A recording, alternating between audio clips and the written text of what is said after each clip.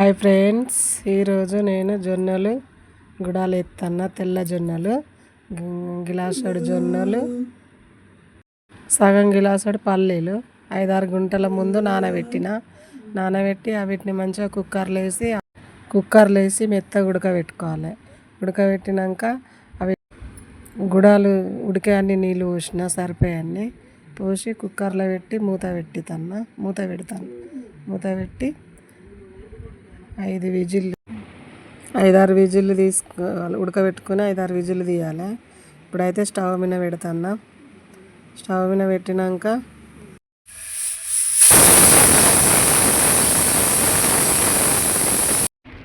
గుడాలు ఉడికినాయి. ఇప్పుడు జల్లి బుట్టలో పోసి నీళ్ళన్నీ అంపుకోవాలి. అందులో పోతే అన్ని నీళ్ళు పోతాయి. ఇప్పుడైతే ఇక పోపు పెడతాను. గుడాలను నూనె పోసిన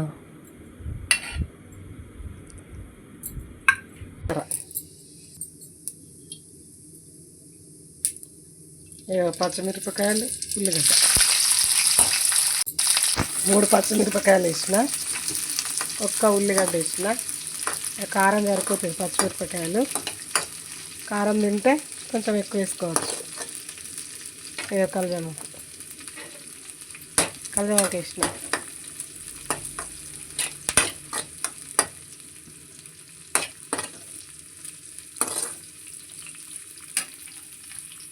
పసుపు సరిపడా వేసుకుంటా. ఉప్పు తగినంత ఉప్పు ఎత్తాను. తగినంత నూనెలు ఎత్తే ఇక అంతటా కలుపుతుంది. మెత్తగా ఉడికినాయి. ఇక నీళ్ళు వడగట్టిన.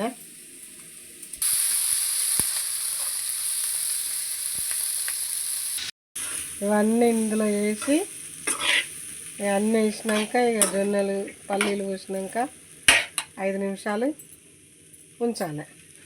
మంచిగా కలుపుకోవాలి.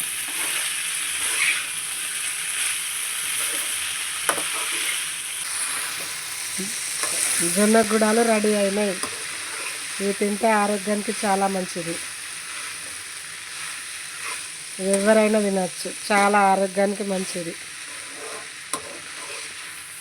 షుగర్ ఉన్నోళ్ళు, బీపీ ఉన్నోళ్ళు తింటే చాలా మంచిది. ఇవి జొన్న గుడాలు రెడీ.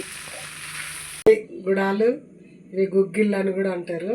తెల్ల జొన్నల గుడాలు రెడీ అయినాయి.